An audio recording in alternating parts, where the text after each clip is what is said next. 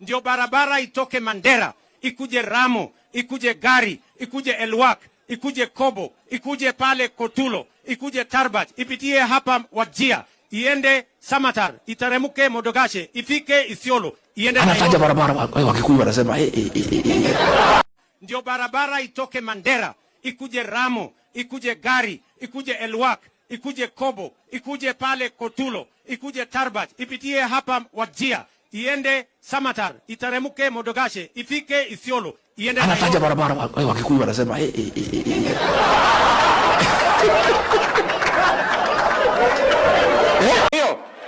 hiyo barabara pia iko na contractor. Barabara ya kutoka Kutulo kuja mpaka Kobo, hiyo barabara pia iko na contractor. Na barabara ya kutoka Kobo mpaka Elwak vile vile iko na contractor. Na barabara ya kutoka Elwak mpaka Gari iko na contractor. Na ile ya kutoka Gari mpaka hapa Ramo iko na contractor. Ile barabara ambayo sasa napangia maneno ni barabara ya kutoka Ramo kuja mpaka hapa Mandera.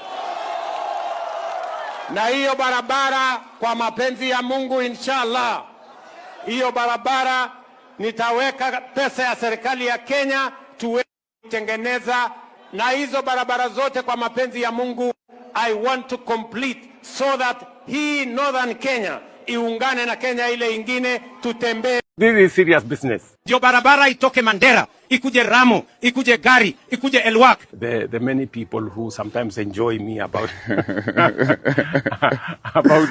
about this is serious business. I fairly know many places. I would tell you the roads in northern Kenya, the way I would tell you the roads in central Kenya, I would tell you the roads in western Kenya, in many parts of Kenya. And it's because it's my job, you know. This is the job I applied for, to think about the country, to know what to do, where, and to make sure that no part of Kenya is left behind. Bunge, ladies and gentlemen, welcome back to another episode of BAV. This is Bunge Audio Visual, and today we are going to talk about the Ruto's viral roads meme. Is it genius, or is it a manipulation technique to actually endear himself with the public so that he can be able to garner the votes in 2027? So let's break it down, and I hope you enjoyed this particular episode. So today we're actually going to do a breakdown on the biggest stories shaking up the nation. And as you all know, we are talking about none other than President William Ruto on the now viral roads meme that has left Kenyans debating. Does Ruto really know every road in the country, or is he just another is this just another political move ahead of the 2027 elections? So some people say that he's a walking Google map, as you all know. Places, jina za hizo places. You get. Amekuwa kitaja Ramu, he's been able to mention Elwak, Kobo, Tarban, Wajia, Mogadishu, something, I don't know the place. Amekuwa able kutaja places mob sana, and this actually made so many people excited and feel that this guy actually knows the place where they come from better than them.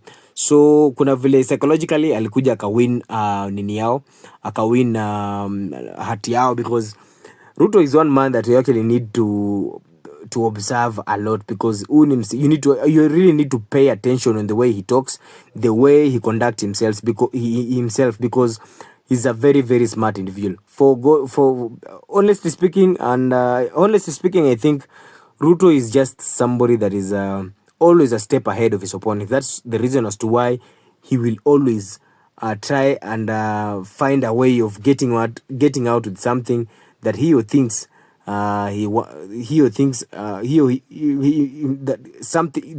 always find a way. He'll always find a way of getting something that he wants. So let me give you a breakdown. So you've seen the video of Ruto that has went viral, showing him naming multiple roads and areas in different parts of the country, and it's like listening to a seasoned border rider giving directions. But while some Kenyans were impressed by his deep knowledge of the local infrastructure, others saw it differently. So they claimed that this was just a strategy, a well-planned move to make him appear relatable to the people, especially those in the areas he's visited. Because when you go to Western, mutafata Ruto anajua kila mahali, anajua na Malava, anajua Navaholo, anajua Mumias, anajua Matungu, anajua wapi. He knows all the places, and in fact, the moment he tries to introduce himself, anatranga as much as he can to actually master or rather introduce himself using the language yenye hawa watu huko penye ameenda kuvisit wanatumianga. So if it's Luel, kama nzee Mulembe, Musangalre. If it's kwa Wakikuyu, he knows how he's going to do it. If it's kwa Wakale, since it's his home, he knows how he's going to do it. Since it's kwa fika Mombasa, ndio hiyo kwa Kanzu, amjambo, he knows the way of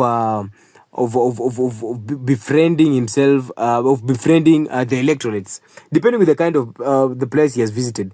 The other day we saw him go to France na akaenda kwa kaongea Kifrench, akaambia ase bonjour, paka wasa akashanga, what the hell is wrong with this guy? US na alienda huko akaanza, man nigga, you know what I'm talking about, you know what time it is, it's Ruto's time, man nigga. So now let's get to the second segment, where Ruto's response, how Ruto's response was the moment he was asked how did he come up with such a speech. Alikuwa ameshangaza mpaka the interviewers, like how could you master all those places. One thing I can say that Ruto never lacks a way of giving an answer to any question that you're giving, depending, even hata umamsha saa 12 usiku asubuhi and ask him something, Ruto will find an answer. And this is actually how he responded to the kind of question that he was asked by the interviewer. So when he was asked how was he able to master all the places that he mentioned, he said that he has responded to the claims, and defense yake ilikuwa very, very simple. He knows many places well because it's part of his job as the president, and to be fair, that makes sense.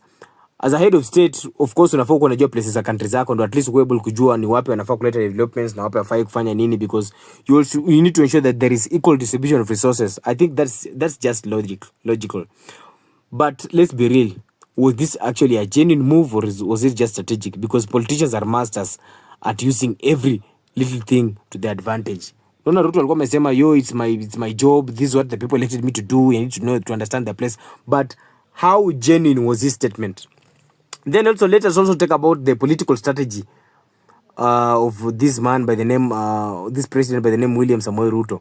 So here is where it gets interesting, because politicians all over the world use different tactics to connect with voters. Some eat in vibandas, some the same way Muliona Polycarp Igathe, the former contender of the gubernatorial seat of Nairobi, alikuwa anaenda kwa mahoteli akaanza kuserve so that he could be able to gain he could be able to endear himself with the electorates.